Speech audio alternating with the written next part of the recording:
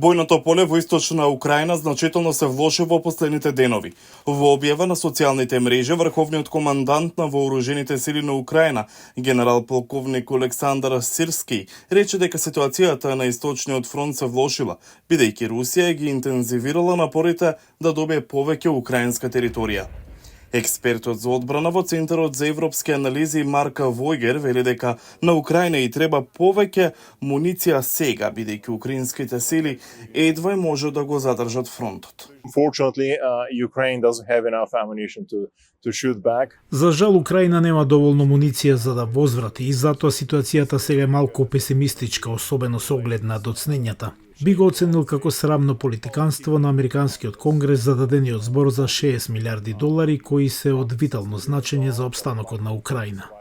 Соочен со недостиг на војници и муниции, украинскиот парламент минатата недела усвои предлог закон за кој долго се расправаше, со кој ќе се олесни идентификувањето на мажите кои се подобни. На почетокот на април, Украина ја намали возраста за регрутирање од 27 на 25 години.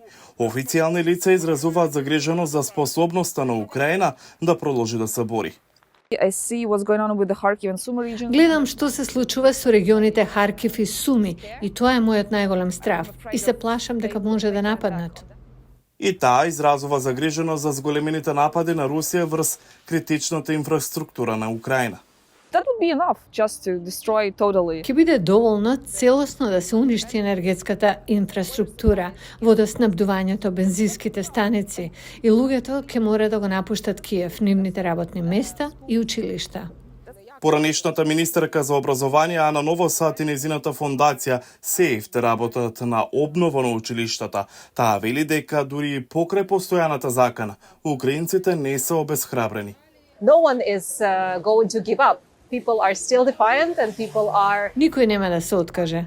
Луѓето се уште ја бранат својата држава и анкетите покажуваат дека голем дел од украинците не се подготвени да отстапат ни педа територија за какви било компромиси што би можеле да бидат ставени на маса. Адриан Боненбрегер е американски ветеран кој ги обучувал украинските одбранбени сили на почетокот на целосната инвазија. Тој изрази загриженост за намалената поддршка на САД и за иднината на Украина. Мислам дека оно што ќе се случи е дека Украина ќе се повлече повеќе, ќе мора повеќе да се бори во одбрана, ќе загинат уште многу војници. Украина ќе продолжи да се бори зашто мора. Русија само сака да ја уништи Украина и украинците. За Америка уште една навистина лоша работа што ќе се случи ако луѓето ја изгубат вербата во Америка. Луѓето велат дека зборот на Америка не значи ништо. Напушти од Авганистан, ќе напушти од Украина. Некои американски пратеници велат дека американците треба да дадат приоритет на домашните работи, како што е безбедноста на границите, пред војната во Украина.